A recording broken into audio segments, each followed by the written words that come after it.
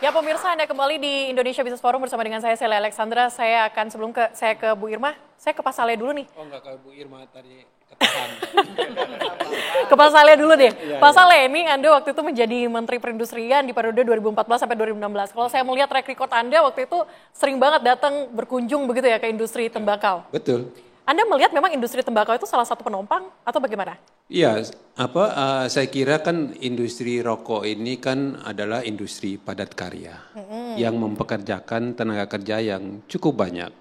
Nah, memang waktu itu ketika masih ada di dalam, saya ingin lihat langsung, jadi datang ke beberapa industri rokok, lihat di sana, lihat bagaimana mereka apa. Dan itu betul-betul ada yang satu kota itu hampir lebih dari 50% penduduknya kerja di salah satu perusahaan tersebut. Nah, itu saya saksiin sendiri. Nah, tapi dan kembali lagi tadi industri rokok kita ini tembakau dan turunannya apa segala macam termasuk cukai ini kan menyumbangkan cukai terbesar begitu ya. Buat APBN kita kan fiskalnya kan cukup besar. Zaman saya waktu itu 160 triliun. Saat ini waktu zaman saya itu 160. Nah, saat ini 2024 itu kan kira-kira sekitar 216 triliun. Ya. Sebelumnya di 2023 itu 213 triliun.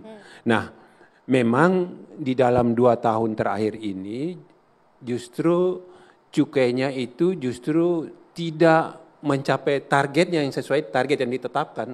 Kurang malah hanya kira-kira sekitar 96 apa 97% aja dari target yang ditetapkan.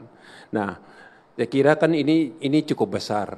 Di samping itu tenaga kerja yang terkait dengan industri rokok mulai yang baik langsung maupun tidak langsung itu kan ada sekitar hampir 6 juta. Ini yang tentu juga menjadi satu masalah utama, terutama termasuk Bu Irma dan teman-teman di Senayan sana, ya itu menjadi salah satu perhatian karena apa? Tenaga kerja yang cukup banyak. Nah, memang di satu sisi tentu ada dari sisi kesehatan segala macam tentu ini kan selalu bertolak belakang sehingga tentu ini ya kembali lagi ya kita lihat artinya plus minusnya apa segala macam. Tapi yang paling utama adalah kita harus memikirkan saudara-saudara kita yang bekerja di sana. Di samping itu juga ya pemasukan buat negara. Ya sampai saat ini saya kalau ngobrol dengan teman-teman di Kementerian Keuangan, ada nggak untuk mencari alternatif untuk pengganti daripada cukai tersebut untuk pemasukan yang sekitar hampir sekarang kalau misalnya ditetapkan 230 triliun ya. Kalau nggak salah. Nah, itu ada nggak penggantinya?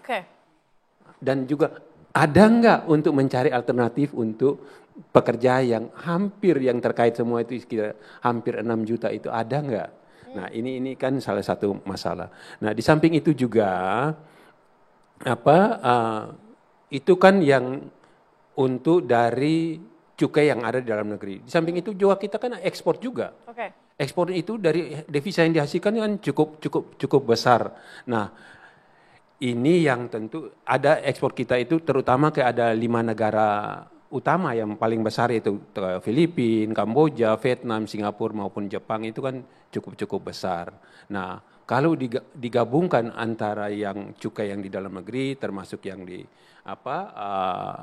yang devisa itu kan sangat-sangat besar. Nah, buat saya adalah yang paling utama adalah pengendalian daripada peredaran rokok ilegal. Itu yang justru harus difokuskan. Jangan kita mencari untuk artinya menembak di kebun binatang. Carilah yang di tempat yang misalnya untuk peredaran rokok ilegal yang kita tahu jauh lebih besar. Nah, dari data yang saya punya dapat dari teman. Tapi itu, Pak Saleh, singkat saja ini kalau Anda melihat 10-15%, kalau tadi menurut Bu Irma adalah harus diberikan stimulus begitu ya Bu Irma ya. Betul. Tapi menurut Anda apakah ini harus diberikan stimulus untuk peringanan? Ya, saya kira kan bagaimanapun harus diberikan insentif-insentif agar industri ini betul-betul selain bisa para pekerja ini bisa betul menikmati. Kan saat ini dengan cukai yang begitu besar, kalau nggak salah sekitar hampir 70% apa 75% itu kan untuk ke pemerintah. Betul. Di industrinya sendiri dapat paling hanya sekitar 25 apa 30%. Nah, belum lagi itu dipotong sana sini. Akibatnya apa? Akibatnya ya para pekerja ini mendapatkan yang nilai yang kecil. Ini yang tentu harus itu. Nah, kalau misalnya pemerintah bisa dalam hal ini law enforcement-nya, penegakan pengawasannya segala macam terhadap peredaran rokok ilegal, itu kalau misalnya itu kalau misalnya dari data itu kira-kira hampir 10% daripada peredaran rokok ilegal itu misalnya katakan misalnya 230 triliun. Kalau bisa itu 10%-nya kira-kira antara 20 sampai 25 triliun setiap tahun yang didapat. Tapi kan yang terjadi rokok ilegal ini kan terjadi akibat dari cukai yang terus naik, harga rokok yang terus naik. Sebenarnya dengan cukainya naik, saya pernah berkomunikasi dengan salah satu pemilik pabrik rokok, industri rokok, yaitu dengan harganya naik, ini akan mematikan industri-industri rokok yang kecil-kecil. Oke, baik.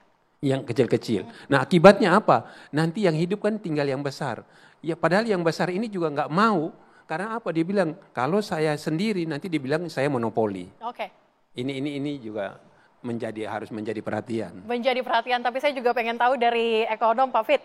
Pak Fit, Anda melihatnya gimana nih? 10-15% ini ketinggian atau bagaimana dengan kondisi seperti ini? Dan juga kita lihat sekarang, ini kan rokok ilegal begitu banyak, begitu marak di pasaran akibat rokok dari yang legal ini mahal banget gitu Pak. Anda melihatnya gimana Pak? Mungkin saya akan memberikan gambaran besarnya dulu dibandingkan dengan langsung menjawab.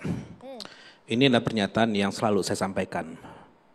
Selama penerimaan pajak di Indonesia dari komponen yang lain ya, PPH lah sebetulnya, itu masih rendah, permasalahan rokok ini tidak akan selesai.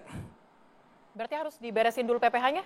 Semua, kenapa? Silakan cari di negara mana yang kontribusi dari penerimaan cukainya itu bisa sampai 10%.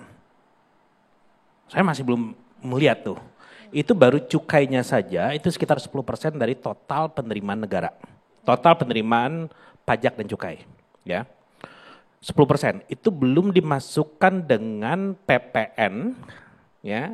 Karena di dalam rokok itu ada beberapa komponen, ada cukai, ada pajak rokok, ada PPN untuk rokok, belum lagi PPH dan PPH yang ada untuk orang dan industri yang bekerja di bidang tersebut. Jadi let's say kita fokus ke cukai 10%.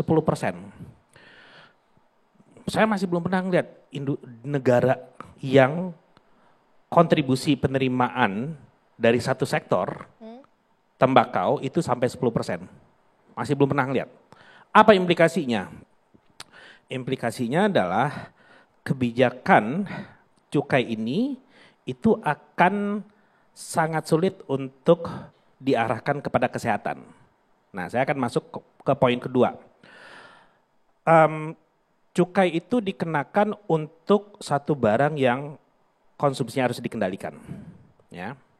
Tujuan utama cukai itu adalah untuk pengendalian. Namun untuk kebijakan cukai ini efeknya banyak. Ada 4. Saya mengutip ada salah satu direktur di Bea Cukai mengatakan kayak gini kira-kira Mbak. Kebijakan cukai itu ibaratnya poligami. Kenapa poligami? Susah untuk berbuat adil.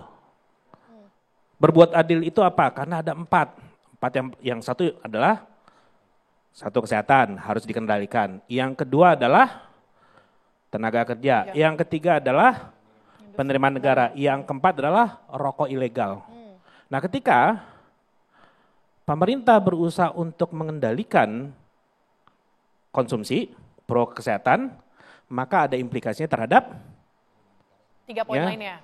Tenaga kerja dulu Pak. Kalau penerimaan negara itu sebenarnya bisa dilakukan hand in hand, berbarengan, ya. Jadi kalau ya sudah pasti yang namanya ketika cukai dinaikkan, maka harga naik. Ya, jika harga cukai dan harga minimum, karena di Indonesia itu super kompleks. Harga dan harga minimum, HJ minimumnya ya, dan cukainya itu naik, maka harga rokok akan naik, permintaan turun, produksi pasti akan turun. Ngapain orang memproduksi lebih banyak dibandingkan yang diminta? Akibatnya apa? Ya, satu sisi legal, di sisi yang lain tenaga kerja. Nah, pusingkan pemerintah karena ada 4 ini. Oke, baik. Nah, pertanyaan apakah 10 atau 15% itu ketinggian? Pak, sebetulnya ya. tahan dulu ya. Sepertinya kita akan bahas kembali dan jabarkan lagi usai jeda, tetaplah bersama kami di Indonesia Business Forum.